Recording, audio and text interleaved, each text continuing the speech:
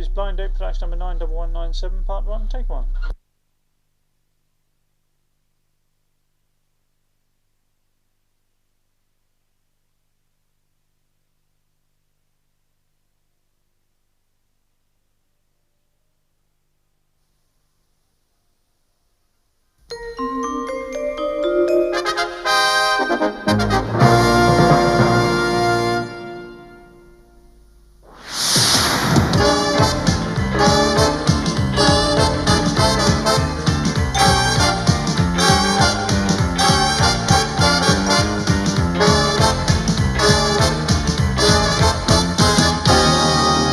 Ladies and gentlemen, it's Blind Date, and here is your host, Miss Cilla Black.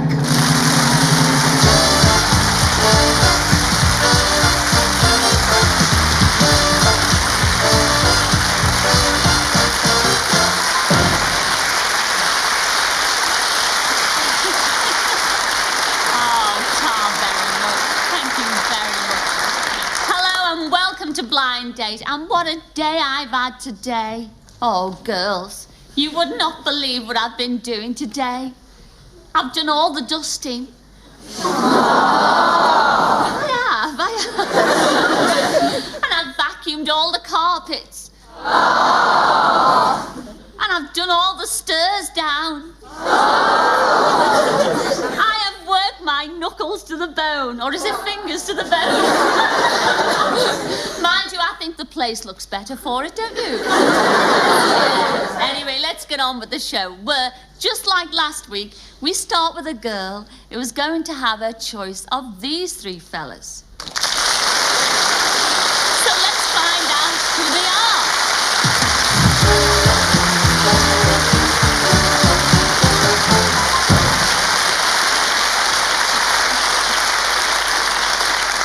I don't care what they think. I think your hair looks lovely. It does, doesn't it, girls?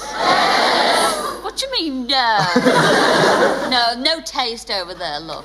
This is number one, and number one, please tell us your name and where do you come from? My name's Ken Blackburn and I'm from Nottingham. You live in Nottingham. Have you got a job? I'm afraid I have, yes. I work for a retail chemist. Oh, you work for Boots? Well, I don't want to put my foot in it, so... What hobbies do you have, Well, I love? play a lot of football. Football? Yeah, and I like listening to records. Records, and I dare say that. I've got some of yours, actually. I borrowed them off my mum.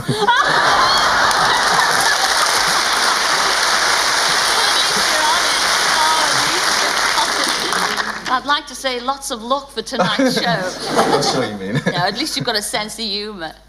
I mean, you must have to have your hair like that.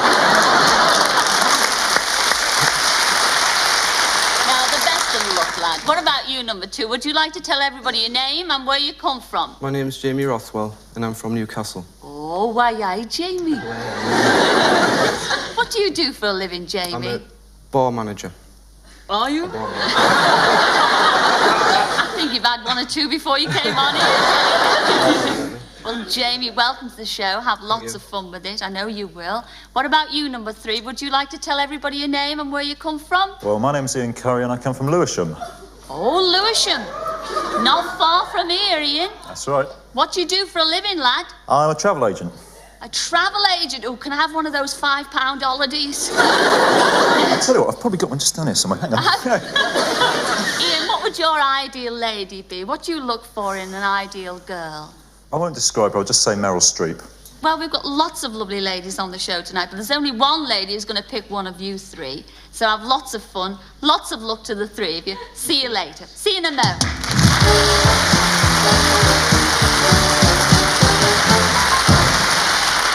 Well, now for the girl who's going to choose one of them. And she is Rachel Model from Highgate here in London. Come in, Rachel. Where are you, love?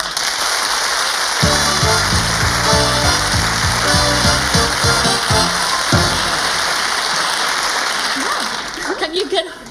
Yeah. Welcome to the show, Rachel. Well, I hear you're a student, aren't you? Yeah. And you're studying... What are you studying at the moment? A-levels, some more. Oh, some more. How many Well, again. have you got? How many A-levels have you got? I've got 2 and I'm doing some more. And what are they? At the moment I'm doing maths and English. Oh, she's a very clever girl, this Rachel. But Rachel, what are you looking for in your ideal mate tonight? Oh, I don't know. I'll just see what I end up with. Perfectly happy. Well, there's 3 lovely chaps on the other side of those screens, and you know you've got 3 questions to ask each of them. Yep. So do you want to fire away with your first question? Okie dokie. Number 1, right? I'm slightly unconventional, and I really go for men of the Woody Allen type.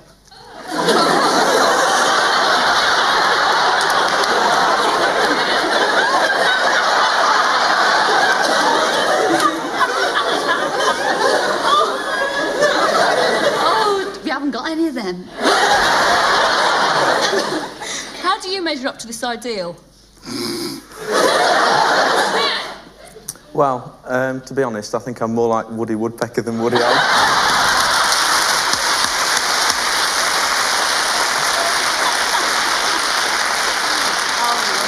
And why's that? Well, we're birds of a feather. We've both got similar hairstyles, to be honest. OK, number 2. How do you measure up to Woody Allen? Well, I'm a bit taller than number 1, and Woody Allen. I grow hair on the top of my head rather than growing my hair through my head through my hair, rather. What does that mean?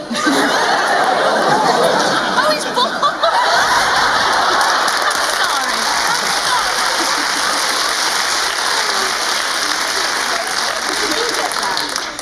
Sorry. You did? Oh, sorry. Well, you're studying A-levels and maths. What about you, number 3? Do you resemble Woody Allen? I think I'm a lot taller and quite a bit better looking than Woody. But we've got a similar warped sense of humour, and I shouldn't say too much, because I hear he speaks very highly of me.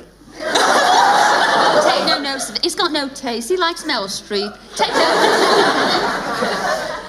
notice. My favourite day of the week is Sunday, because it's a nice, restful day.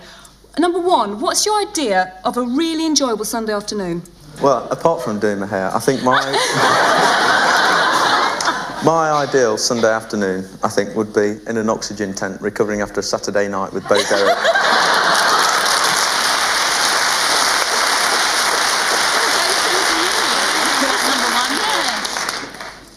Number 2. If I wasn't working, If you weren't working, if you had it... well, I would like to take you up to... I'd like to take you up to my castle in Scotland just for the day, you know. And if the weather wasn't too bad, we could watch a Woody Allen film or something like that. Creep.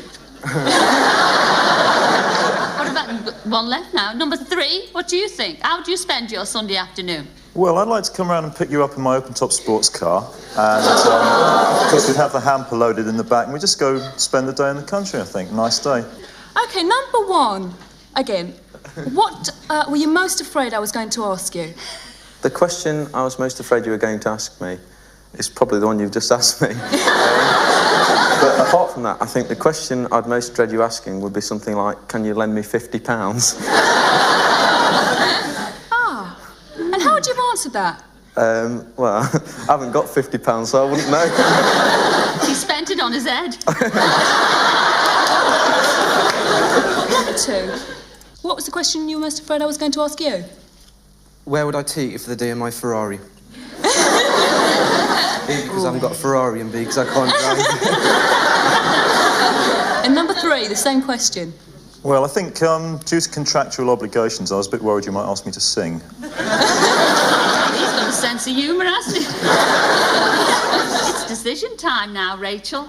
But before you make up your mind, don't choose yet. We're going to get a little reminder of what those lads said beyond those screens. Well, would you choose number 1, who's got a Woody Woodpecker hairstyle and hopes you won't ask to borrow money? Or number 2, who doesn't have a Ferrari, but he'd take you to his castle in Scotland to watch movies? Or number 3, who tried to serenade you in the country on a Sunday afternoon? The decision is yours.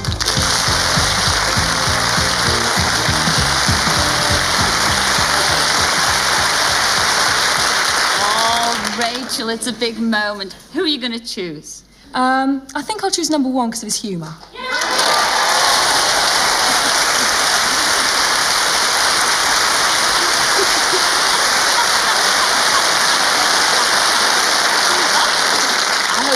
him. He actually is absolutely wonderful. Before you meet him, I'd like you to meet the two guys that you turned down. And first of all, you turned down number 2, and his name is Jamie Rothwell, and he's from Newcastle. Come in, Jamie.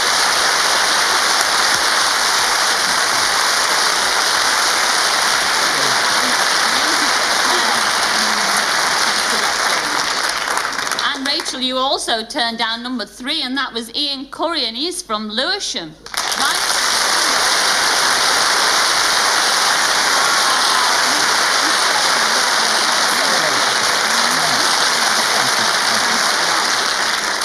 Rachel, the big moment has arrived.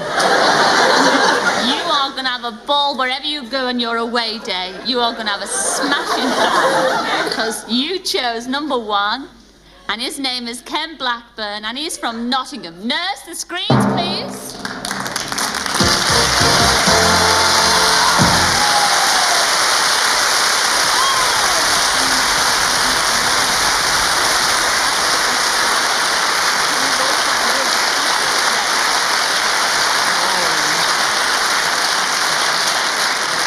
Actually, I'm glad she chose you because you're everybody's favourite in the audience, wasn't he, ladies and gentlemen? You're going to have a super time, Rachel. He might let you do his hair.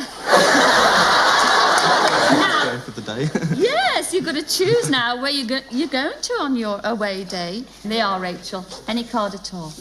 That one. Open it up and we're all dying to know where you're going. A trip to New York.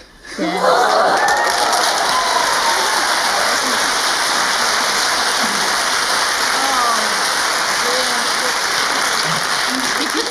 Chose that one. Have you ever been to New York before, Rachel? Nowhere near America. Really? You looking forward to it? What about you, I haven't love? even been to York, so... Oh, you can have a ball. I'd love you to take me along as XX back. Oh, we will do. You can be the will do. chaperone. I'd love to. I really... Actually, if I don't go with you, which I know I won't because I've got to be here, would you come back next week and tell us all about your trip? Yeah. Please. Oh, thanks a lot. Ladies and gentlemen, Rachel and Ken.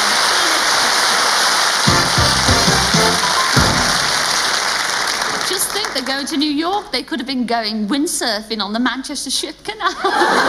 Really, it's all in there. But we'll be seeing them next week. But last week, you remember, Claire chose Ted. And their day out was a trip to Ireland to kiss the Blarney Stone.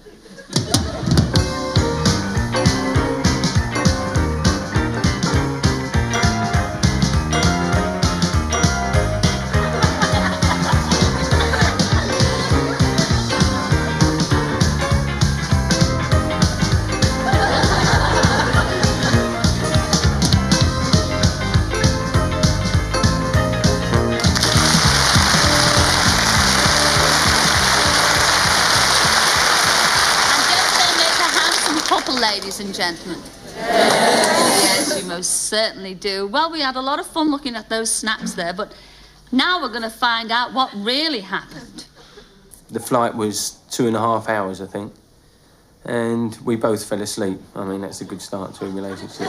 We got a cab to Blarney Castle, and that's when he first started doing his Irish accents. Went through the turnstiles, and there was my first bit of competition. A red setter come bounding up and leapt up onto her and licked her face, like, and of course that was the end of me. We met this red setter which seemed to take to Ted and myself, and I thought, well, that's good, he likes animals. I accidentally kicked it and it went away, so she didn't see that. And when we got to the stone, it was quite an anticlimax, actually. And I'm sure that she took it out on the Blarney Stone because it looked as though she was devouring it. Like, she was really munching on it. Well, after we kissed the Blarney Stone, I mean, that's it. There's not a lot you can do after you've kissed it, so that's when we decided we ought to go and eat. We went to a crystal factory and Claire was paying a lot of interest in the crystals, so I bought her a little perfume jar, which was quite nice, and I was waiting for my present to be given to me, but it's still not arrived. Maybe she can. We then went to ring the bells of this church tower. I got the elbow out the way. Claire played about 18 songs, and, you know, I was dying to get in, you know. I managed to get one little song in, you know, before I got the elbow again, and Claire was, she really dominated me there. I was really under pressure. I think the most romantic thing that he said to me the whole day was we were sitting in the restaurant and he sort of gazed into my eyes and I thought this could be it. And he suddenly said, God, you've got long eyelashes, haven't you? Which I thought was really funny. I took it as a compliment. She knew everything about everything. She knew all about the bells, you know, how to pull them, what speed to pull them, when to have a pause. So I called her the Oracle. I mean, it's a nice little name for her. I don't know, you must have been going out with some really thicko girls before me. Claire overall was friendly. She was refreshing. You know, she's only young. I don't think long term we'll make it into a long ongoing relationship, but he was great fun for a blind date.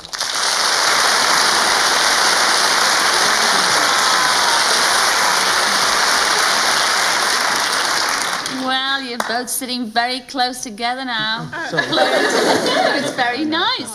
But I mean, I didn't like what he said about you munching the Blarney Stone. That's not fair. I thought we travelled all that way. At least we can do it is give it a good kiss. That's a long way. And did you get the gift of the gab after kissing the Blarney Stone? I don't know. I'm just waiting for it to happen, actually. Yes. Well, do you know what he said about? Well, you watched the film there. He said that he called you the Oracle.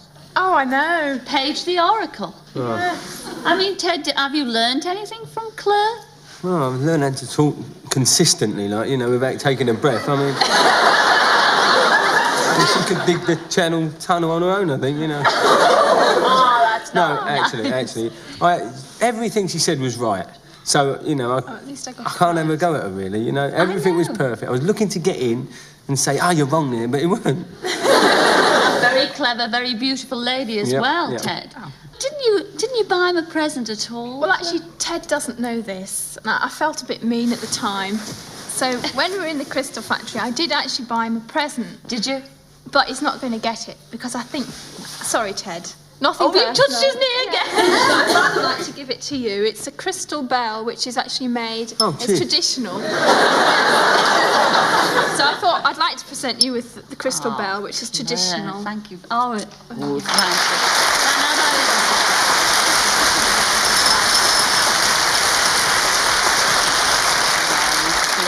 That should sit quite nice on your mantelpiece, shouldn't it, you know? Sorry about that, Ted. But this is a lovely present. Thank you very much. And will you, even though she never bought you a present, will you be seeing her again, Ted? Well, you know, I did actually pop up. We've both been to Brighton today. We've actually seen each other since, so... You've been to Brighton today? Yes. Mind you, I live there. No, but really, I mean... Yeah, we had a lovely day today. We did, didn't we, really? Yes, so it's been... Well, I think you look a lovely couple, and Claire, she's a lovely girl, and she buys me presents anyway. She doesn't buy you. I wish you lots of luck for the future. Ladies and gentlemen, Claire and Ted.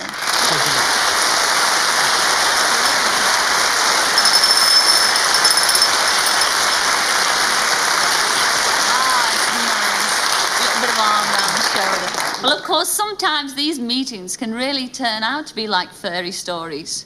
Grim. So why don't you find out in part 2 if that's the case with our other winners from last week, Patrick and Lisa. We'll also be meeting the lucky lad who'll be choosing one of these 3 lovely ladies.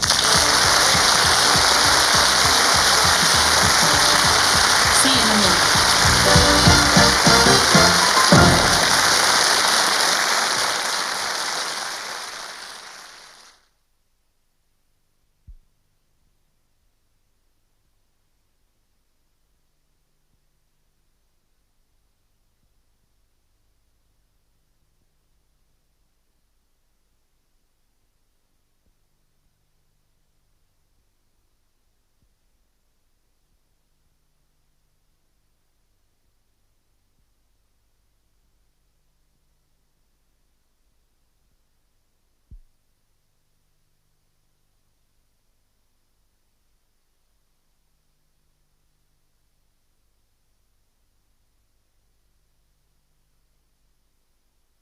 Blind date 91197, part 2, take 1.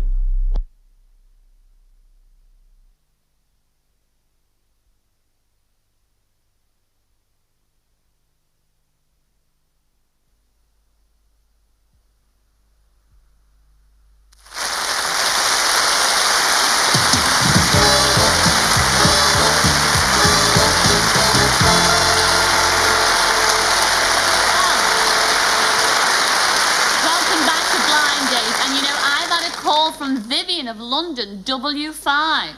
Now, she says she's looking for a 6-foot-tall, dark-haired, handsome, rugged type.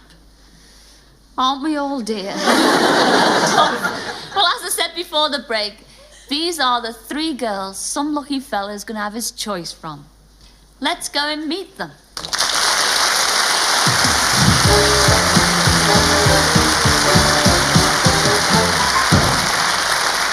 Hello, number 1. Would you like to tell everybody your name and where you come from?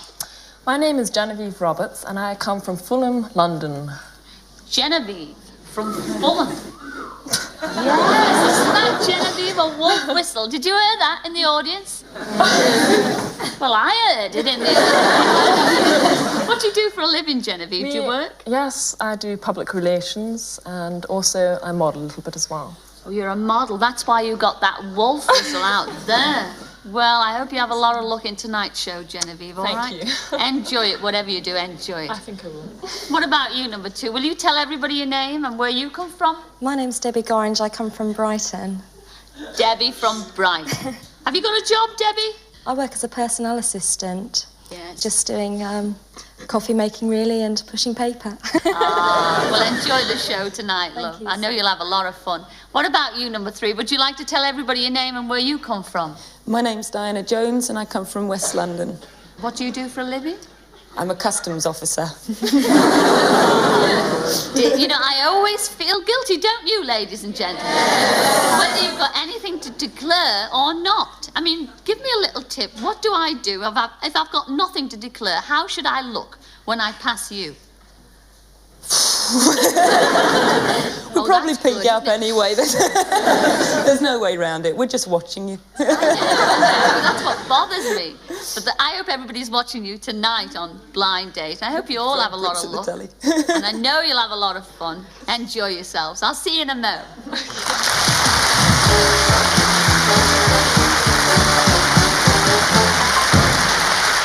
Well then, there you see, there are the girls, and here is the man of the moment. Oran Keflers, he's from Stamford Hill in London. Come in, Oran.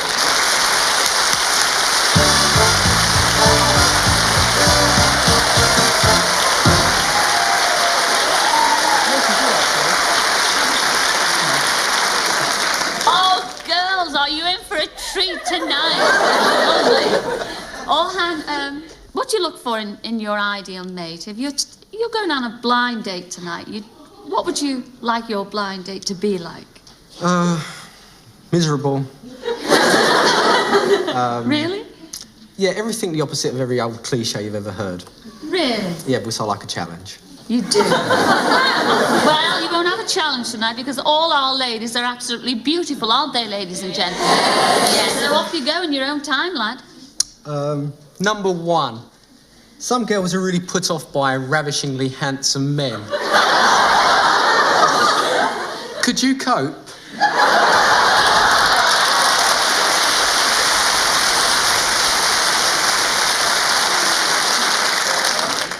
Well, actually, in my experience, ravishingly handsome men are rather insufferable.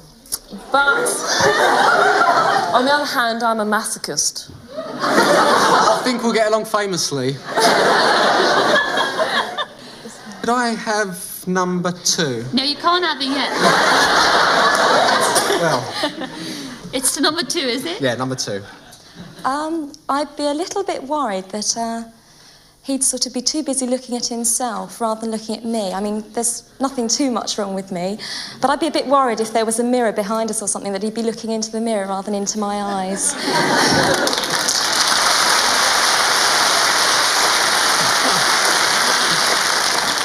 Has somebody been talking about me, have they?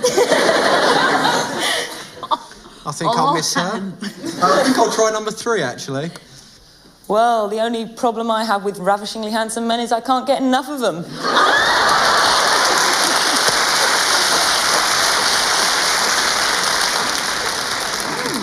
Don't think I can say very much to that, is there? I told you they were lovely, didn't I? Are you ready with your second question?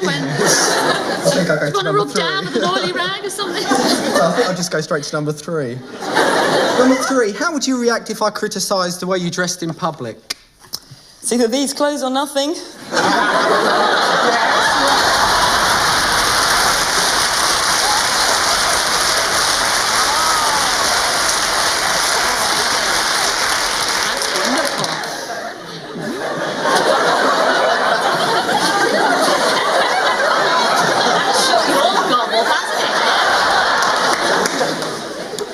That was number 3. I'll bear that in mind. Who are you going for next? Can I try number 1? Yes, you can. How would you react if I criticised the way you dressed in public? Well, if you're Yves Ron or Charles Jourdan, you may criticise the way I won't mind, but if not, belt up. Very straight late. Get off. Yeah, naughty, naughty. Orhan. Can I have number 2, please? How would you react if I criticised the way you dressed in public? If you were very blatant about it and quite nasty, then I would probably kick you in the shins. Well, I'm glad it's only the shins. If you were quite subtle, if you were quite subtle about it, I think I'd still probably kick you in the shins. What would you call quite subtle, though? Just a gentle whisper in the ear. Not whispering sweet nothings, but whispering nasty sweet nothings. Yes, Yeah, like but you you look would- horrible. I think we better get on to the final question, don't you? OK, this is open to all 3 of you, actually, so think. Do you fall in love often? And if so, how do you behave? That's to all 3. You don't want Well, I one to think, answer first, or 2, number 3? Who do you want to answer first? I will take 2 this time. Take 2.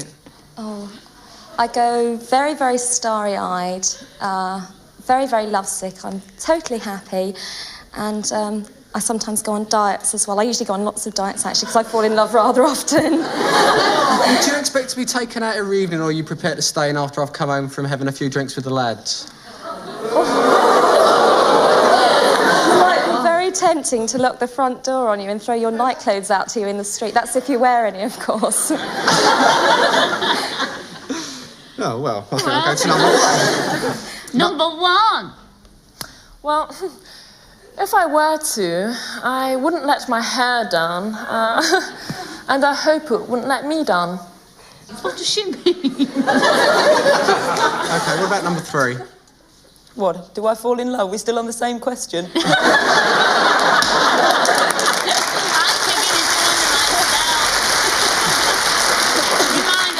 Reminder of the question. Do you fall in love often?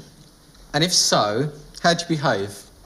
Oh, yes, I fall in love often, deeply, passionately, sincerely, about every week. It's a born liar. Have you made up your mind? Yeah. Well, now, will it be number 1, who says she'll put up with ravishing men but will only accept expert dress criticism? Or number 2, who diets when she's in love but may kick your shins? Or number 3, who falls in love very often? The decision is yours.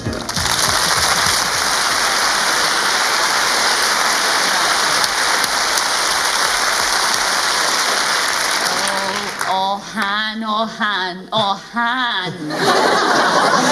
This is the big decision time. Have you made up your mind, love? Yeah, definitely. Who are you going for? Number 2. Number 2.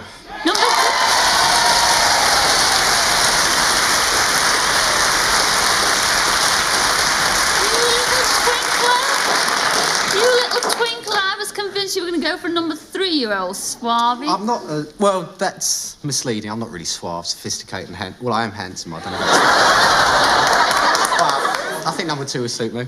All right, then, you've made your decision. Now, I know you won't be sorry, but you'll be sorry that you missed out on the other 2. First of all, you turned down number 3, and that was Diana Jones of West London. Come on, Diana, say hello to all.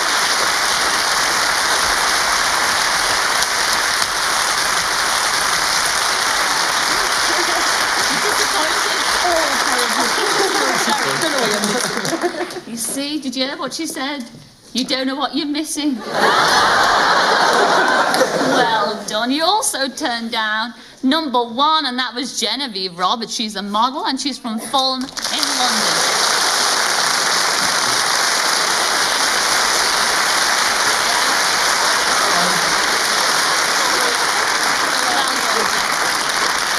Oh, but the big moment has arrived. Take your hands out your pockets. Come on. The big moment has arrived, Oran. You chose number 2. Her name is Debbie Gorringe, and she's from Brighton. Please, nurses the screams. Are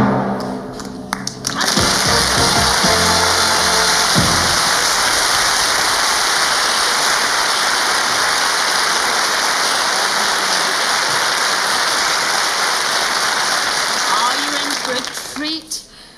Are you excited? Oh, yeah.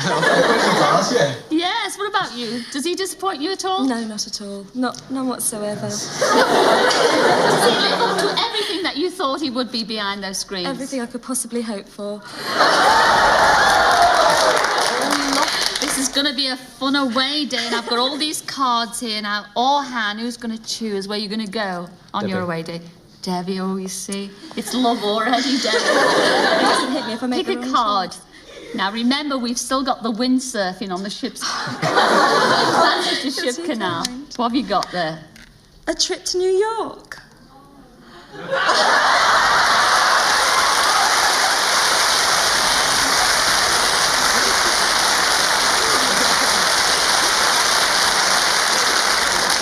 Let's leave it up to the audience. Do you think they should go to New York? Some fool's made a mistake. Well, I tell you what, Oran, because he's been such a good sport and he's been a lovely fella and everything, and even if I have to pay for the tickets myself, you are going to New York. Thank you so much.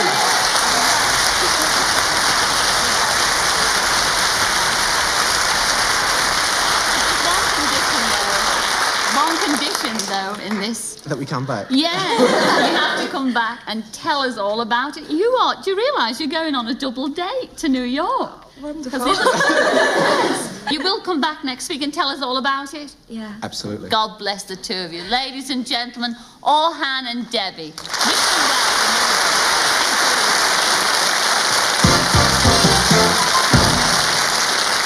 Well, I know they're going to enjoy themselves, but now, as I said before the break, our other couple from last week were Patrick and Lisa, and they went to a tea dance.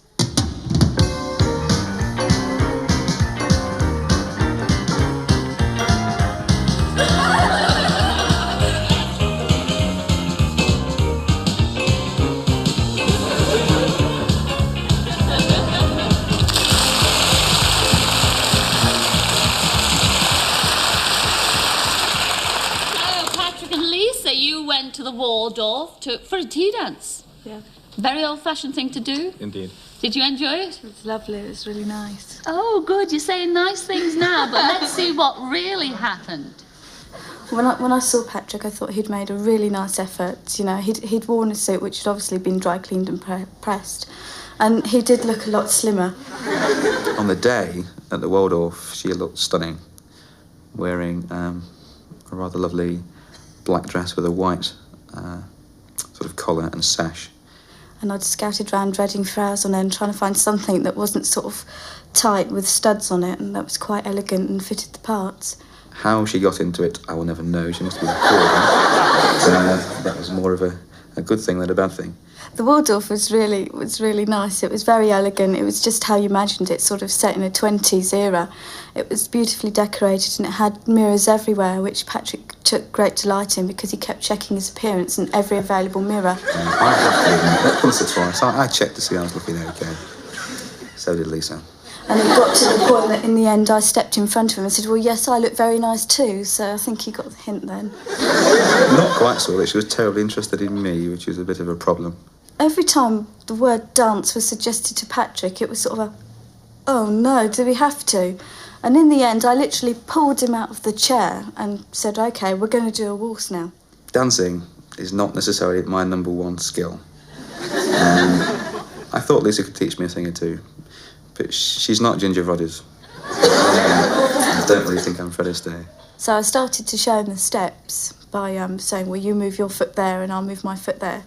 But he insisted on going backwards the whole time. I've got rhythm. I mean, I can dance in a disco sort of thing. He had absolutely no sense of rhythm. I felt a bit like a sugar daddy rather than a potential boyfriend. We had a good conversation all day. We got on well. Conversation was, to say the least, a little bit sort of hard. The nice thing about Patrick is he had great enthusiasm for the day, and he really did want to make it a nice time, and so did I, which is good, and we did get on well.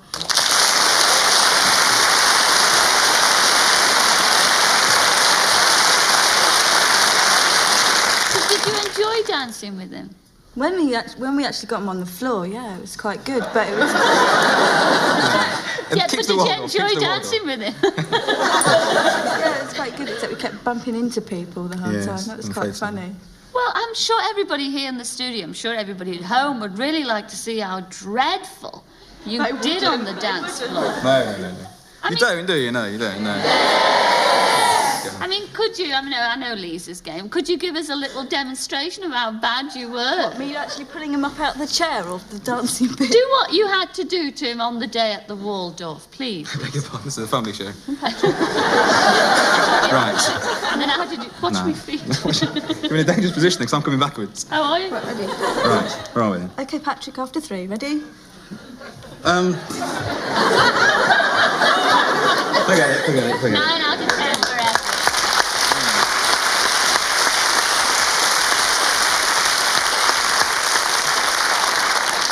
Oh, well, at least he tried, didn't he, Lisa? Yeah, he did try. Thank you, Yes, admit it. Thank you both for coming on Blind Date. You've been a perfect couple. Thanks a lot.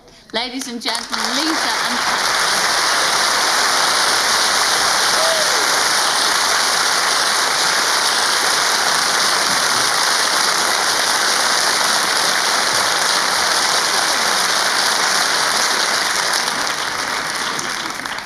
Well, you know, they say that time waits for no man, and it doesn't wait for us girls either. So please join us next week when Rachel and Ken and Debbie and Oran will be back from New York, and we'll be setting up some more blind dates. Until then, ta-ra.